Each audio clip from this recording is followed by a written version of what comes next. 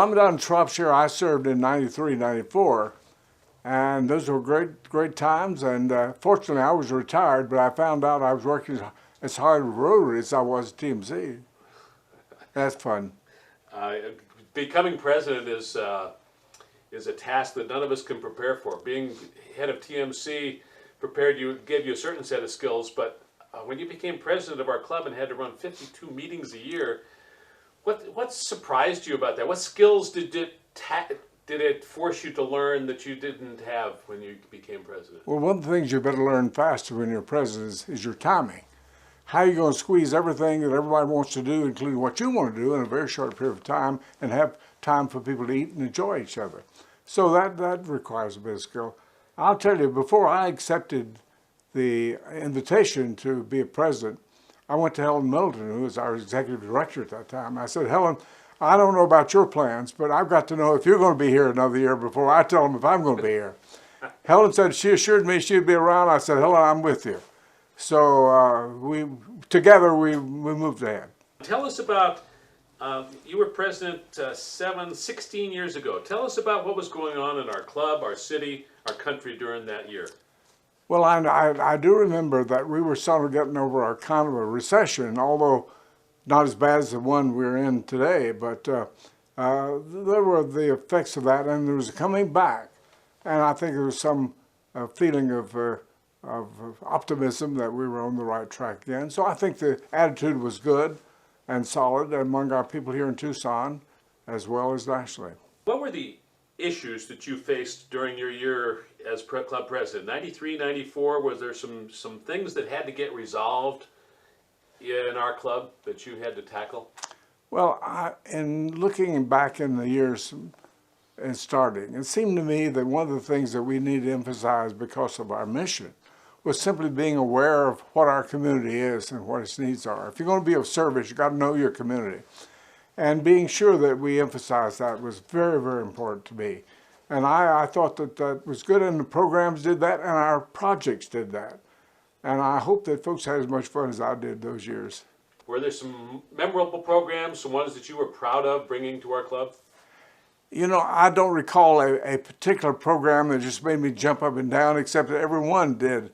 We had a wide variety. We had good program planning, and I felt that the things went well.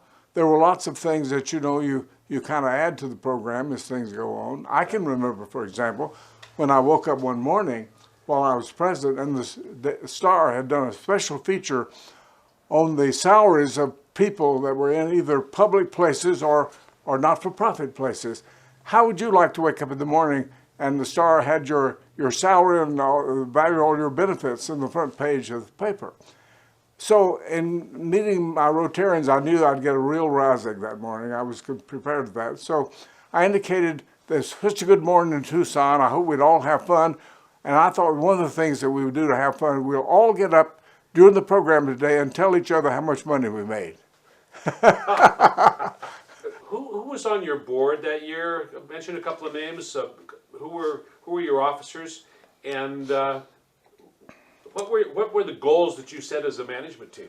Well, you know, we had Bill Harlow, who was a great president for Rotary, and he came, I followed him, and he was there. And of course, I was with him before, and that was very helpful to me. There were lots of good people. Till Tilton was on there. And Till was not only good with the drums, but he was good in taking care of projects. Now, Till took on the job of the Proyecto Amanecer, a project we had in Mexico. Now, that project started by the interest of Dr. Doug Lowell, a physician in town, who felt that we might be able to go to Mexico and do some things of special value to children, especially children, that would be appropriate to meeting needs and certainly appropriate to the Rotary ideal. So he and I had some chats about that and decided it was worth bringing to Rotary. So Till took that on. Then he got in touch with Guard Pierce. Guard Pierce, former district governor, had connection with RI. So by golly, he went out and got us a matching grant so that we could take our club with a Rotary National grant and put together a team of physicians that involved university physicians, Tucson physicians, including Hugh Thompson in this project. And we have a team of people going to Mexico doing some very important medical corrections and helpfulness. I was very proud of that. But you have to take somebody who likes that. Till take that and run with the ball, and he did. There was just a good group of board members who believed in Rotary and who were willing to get together and do the planning when necessary. Another thing that I particularly was proud of was what Mike Anderson did with the Salvation Army program. For some reason, for the years we had come together and we had been out with the pots raising money at Christmas for the Salvation Army. And the Salvation Army band would come to Rotary and they'd play and we'd all put money in the pot ourselves. And it was just a good feeling of service and commitment. But the greater feeling was being out there in front of a store with a Rotary apron on and seeing what we could do to fill those pots. And we somehow let that go by. We're not quite sure why, but it did. And I thought, well, we ought to get that going again. And so Mike Anderson was asked to take that over and just did a marvelous job in establishing it again. And let me share also a little thing. One year somebody stole some pots during Christmas for our Salvation Army. I don't know how they got them, but they took them. I was in front of Walmart, I believe it was one day, and a little girl came to the pot with 2 fistfuls of change. And she was just a little girl, her father brought her, and she came up to the pot to put her little coins in. And as she dropped them in one by one from her fist, she said, somebody stole the money. Here's some money for that. And she put in her little coins one at a time. That's sort of one of the touching payoffs that you have for what you do sometimes. I was surprised at how much you had to know in your relationship with RI. If you didn't have somebody that knew how to deal with what was expected and how things were done, you were in trouble. Mm-hmm. Now, we had Helen Milton. She was a walking around filing cabinet. And let me tell the first year, I was the year I retired from the hospital. And then I had agreed to be an advanced Rotary President. So then I decided I was going to spend my summers in Flagstaff at a home we have there. So that meant that I was away for part of that time, which was very difficult in the early part. And I recall that I would leave here, I would go to Flagstaff, I would fly to Tucson on Monday from Flagstaff. I would see Helen Middleton most of Tuesday and other people to get ready for the Wednesday meeting. Then I'd get on a plane and go back to Flagstaff. And I did that for, I don't know, several weeks. And but I could not have done that except for the detail that Helen always had that was very helpful to me as president. And the other thing was the absolute willingness of people to do whatever they were asked. Back when I started in Rotary back in Kentucky, years ago, there was a professor at the University of Kentucky that sort of did the orientation for new Rotarians. And one of the things he said is, Don, you got to do whatever Rotary asks you to do. They did. And so it made possible for that first year to move on because of the attitude our people had.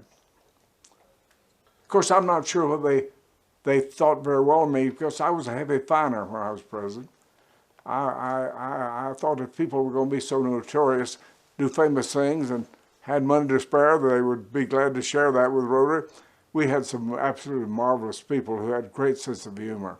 And some came across with some pretty good money. The problem is now when I go to other Rotary clubs in Tucson, and in my own Rotary club I get fined rather heavily, I have a feeling that's penalty for what happened during those days. What advice would you give a new Rotarian? I don't think a person should be a Rotarian if they are not absolutely passionate about service. I believe that Rotary is built on the passion of individuals for their community and for the service and betterment of their community. So if they don't have that, they should not be a Rotarian. If they don't have that, they should not try to lead. Because you've got to, I think, inspire and show the value of that and the joy of that, and feeling that we're not just going to eat and meet, but we're going there because collectively people can do things together. And one's got to also feel like that they could be a team player and not an individual star, because Rotary is, the things that we do well are the things that we do as groups. And I think that that would be something that anybody coming into Rotary should recognize and realize that you almost have to do what you're asked to do. Now, that's obviously one has to say occasionally to be practical, but it's amazing how one can find a way to respond if one wishes to and feels the commitment to do so. I think that's very important. And, you know, leadership goes a long way. For example, you take Billy Joe Varney and you take people like that who've gone on beyond our club and our district and national. Let me tell you, when I was president in 1993, I went to the Rotary International Convention in Melbourne, Australia. The convention was huge. It would seat about 10,000 people, and they usually had two sets of people. Mm-hmm. Well, when I was there, Bob, in that occasion, there were two special thrills there. One was there were 10,000 people in that hall, and in walked the collection of Rotary greats as they marched in with their flags and everything else. Guess who's in the middle of that line? Billy Joe Varney.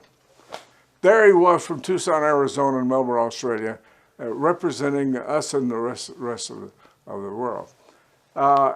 Sue was there also helping him host events and things, a very thrilling thing. Another thing that happened there was the 500th millionth child was given a polio shot.